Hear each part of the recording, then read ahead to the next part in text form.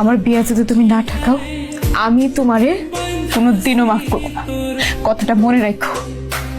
আমি কালকে আবার মামা মামির সাথে আরো একবার কথা কমু, তুমি কান্নাকাটি করো না। রাজা, আমি তোমার পায়ে পড়ি রাজা, তুমি বিয়েটা ঠেকাও। আমি তোমার ছাড়া কারো লোকের সংসার করতে পারব না। দাদা আমি তো তোরে খুঁজতেছিলাম, ভাইয়া ভালোই হইলো। মানে বাজার ঘাট তো কালকে সবাই এসে গেছে গা, ভোর সকালবেলা তুই মিষ্টিটা নিয়ে আসবি। আমার রিয়া তো অনেক ভালো মেয়ে, স্বামীটা যদি ভালো না হয় তাহলে তোর সুখে থাকো। রিয়া তুমি ঘরে যাও। কেন, আমার কি সহ্য হইতেছে না? কালকে তোমার বিয়ে, আজকে আমার সাথে কথা বলা ঠিক হইব। যে কিনা তার সম্পর্কের কথা কইতে বাড়িতে ভয় পায়। ভয় পাই না, তোমার সাথে যার বিয়ে ঠিক হইছে সেটা আমার চাইতে অনেক শিক্ষিত, অনেক বড় চাকরি করে। আল্লাহ এমনি এমনি কাউরে কিচ্ছু দেয় না, চেষ্টা করতে হয়।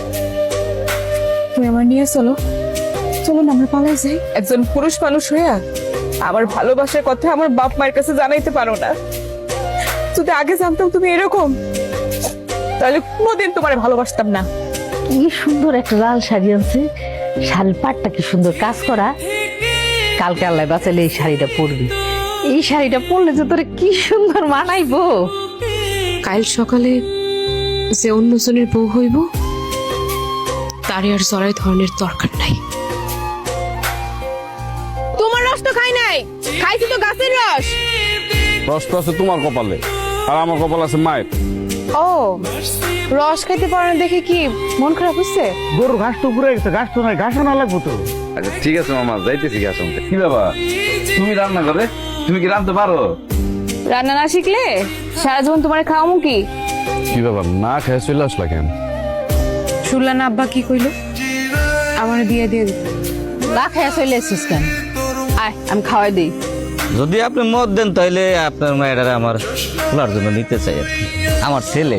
সেটা বলতে হবে না, ওরে আমি চিনি। তার বাবা দি তোমার পোস্টিং কোথায়? মুন্সিগঞ্জ কাকা। তোমার আলাদা করে বাড়ি লাগবে কেন? এই বাড়ি কি তোমার না? আর দূর, শ্বশুর বাড়িতে যদি থাকি মানুষ তো পুরো ঘর জামাই। ইস, মানুষের কথা উনি ভাবে। আর আব্বা আম্মা যে তোমার সেই ছোট্টবেলা থেকে কত বড় করলো, তাও কথা ভাববা না?